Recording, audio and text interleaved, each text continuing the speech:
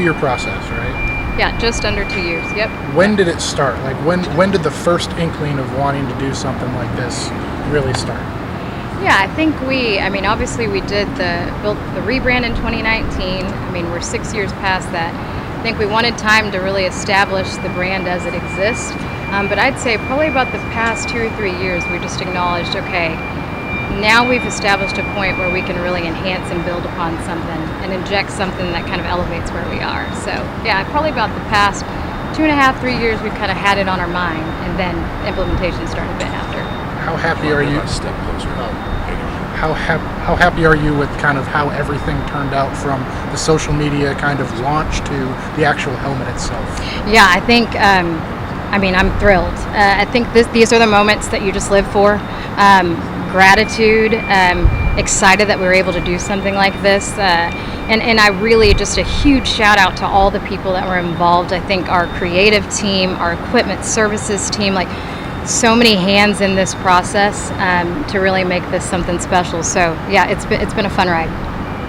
Obviously the reaction to it has been pretty fun to see, for you guys to see that has paid off, and to see how excited everyone is. How rewarding is that? Yeah, it's exceptionally rewarding. I think there are a lot of risks you take. I think people don't always realize how thoughtful everything you do is from a brand standpoint, and this was one of those things that we really did with a lot of care and mindfulness and just eagerness to get it right, and to just do something that we really felt would be ultimately rewarding for everyone. I keep saying it was this reciprocal moment for all of us, both sides of things. For fans, alums, it was almost like a bridge builder for all of those groups and us inside the department. I know everybody has a different memory when they see those helmets, so for you, when you saw them, what's kind of the first memory that pops up for you when you see them? Yeah, I think it's what's really, I will tell you, when we brought back the 13-14 team and just all of the conversations with them, and every time you got on a Zoom with them or got them together, it was like you just felt like you were back in the room when they were in the locker room. And so there are a lot of stories, a lot of pictures shared around that team, and I think so that's one of those things that's been pretty sweet, getting messages from them, and recognizing how powerful that helmet was from a championship caliber celebration icon piece that not even just the team, but just even the fans were wonderful during that time. So I think about that team. Yeah. How cool is it that it's part of opening day, right? It's against Auburn, SEC opponent. Just being a part of building that excitement. How fun is that? That helmet's been part of big moments, period. And I think that's what's so special. Its breakout game was pretty memorable against West Virginia, being part of the big TCU 61-58 game, and everything in between. That helmet has seen some really impactful moments in Baylor football history. And so SEC opponent, first time in McLean, blackout. I know we'll be sold out. It's going to be a powerful night. Just curious, for people who are only seeing pictures, what are some of the biggest differences from that iteration to this iteration?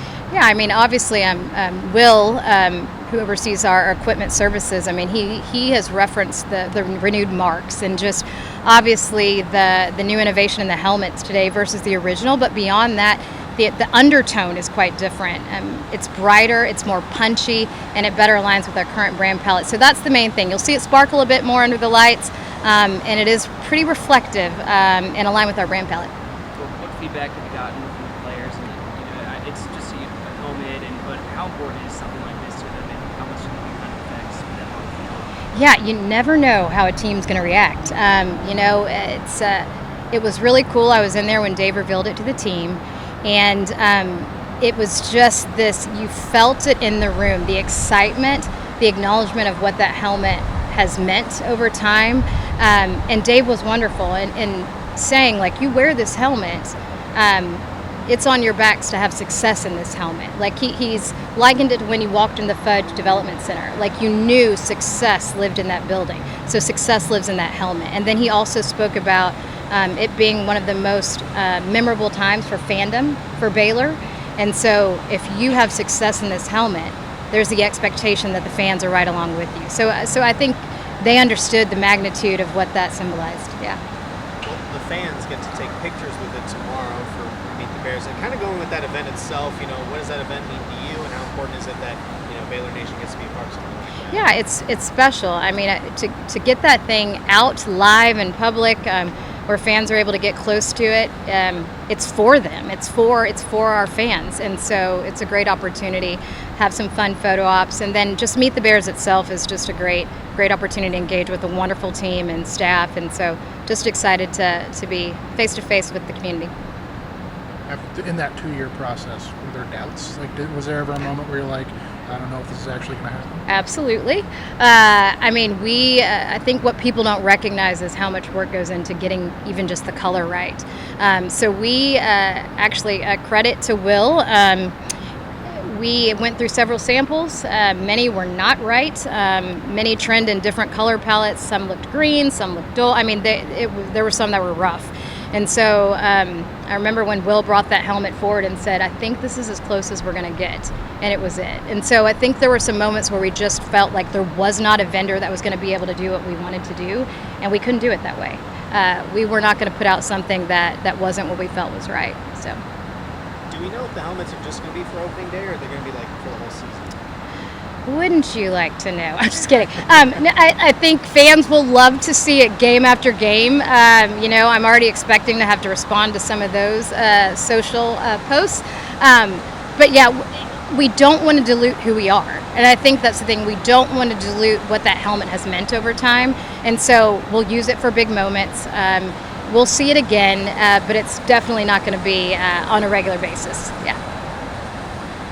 Obviously, the construction on I-35 is painfully obvious. It is. I guess, what should fans expect, I guess, for game day with all of that going on? Yeah, I think a lot of our fans are pretty familiar. The project just north of the stadium, really into downtown, that finished up a couple years ago, was probably even more painful for this one. I think we just want to make sure everybody understands, give yourself a little bit extra time, avail yourself of alternate routes. So whether you come around Loop 340 or you're going to Waco Drive, just give yourself a little bit of extra time. I think the other thing that maybe not everybody has seen, the city has a sewer relocation project going on Martin Luther King Jr. Boulevard, just to the west of the interstate as well. And so there's kind of some benches in a couple different places there. So really just want to encourage people to take your time, come early. Our fan experience team has some awesome stuff going on in tailgating, at the alumni tailgate, all around the stadium. And so come take part in some of those early events, but give yourself some time to get here because, especially for the Auburn game, Friday is historically a busy time on the interstate. Is the university or football or athletics working with Texas or TxDOT at all to make things a little easier? Yeah, we engage with them all the time. We've modified our traffic control plan that we coordinate with them to the specific circumstances about going through here. So if you've been around the Baylor campus and you've tried to go south on the interstate, you probably noticed the entrance ramp that's by Chick-fil-A is closed. So they're allowing us through the permitting process to control the intersections at 12th, at 17th, at 18th, to try to, especially post-game, get people out of here a little bit quicker. And so we're love the partnership we have with them. They're great partners to us. But we're on the phone with them, meeting with them weekly at this point, just to understand where they're at, where they're going, where they're going to be at later in the season as well. And so, yeah, a lot of collaboration there, and they have been great partners to us. I know there's an emphasis on tailgating. Can you just talk about, why is it so important for Baylor Nation to be part of those events prior to the game? Yeah, I mean, so much of football is about the game, but so much of it is about the camaraderie, the friendships, whether you're getting to hang out with new friends or friends you went to college with or whatever. Like, it's just such a great experience and such a great, atmosphere to get to engage with. And so we love it. We've, historically, especially over the last, I would say 15, 16, 17 years, back to the successes that Jovan was talking about especially, have kind of grown and created this culture of tailgating around here, whether it's here, whether it's on the other side over by the law school, whether it's in our student zone over there as well. And so just love to see people engaged and really give them an opportunity to have fun before they even get here. Where are you hoping to see that aspect grow? Especially, I know fan engagement is very important for Baylor games. Where you kind of want to see the growth of it in the next couple of seasons? helmets? Yeah, I think it's here, it's everywhere. I think really just getting everybody a place to engage. And so we try to do that with a lot of different opportunities, a lot of different spaces. So whether it's places over here that are full service with our partner Revel XP, or whether it's self-serve spots, whether it's our students, whether it's people that just, hey, I'm not going to tailgate, but I'm going to come up to the alumni tent. Have great stuff going on over there. It's really all those avenues to engage and kind of, creating an atmosphere and an opportunity for everyone to take part in it. I know probably earlier the better, but do y'all, for let's say, opening day against Auburn, right? Like, how much extra time would y'all recommend to allocate? I mean, not taking this for gospel. Yeah, I'm not taking it for gospel. It's a 7:00 game. I mean, depending on where you're coming from, it could be a little bit different everywhere.